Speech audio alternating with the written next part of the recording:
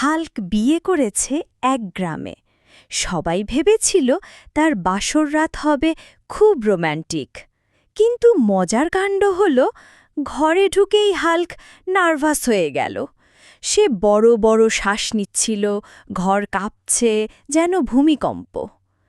কোণে হালকা ভয় পেয়ে বলল, এই যে, এত জোরে শ্বাস নিচ্ছেন কেন?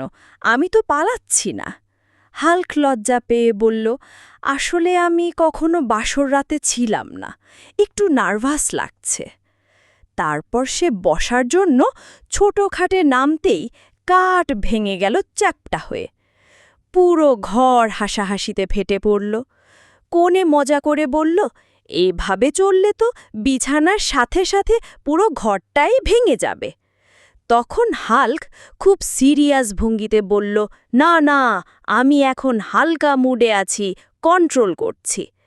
কিন্তু কন্ট্রোল করতে গিয়েই সে ফুলের মালা হাতে নিল, আর জোরে টান দিতেই পুরো ঘরে সাজানো ফুল, লাইট, পর্দা সব পড়ে গেল।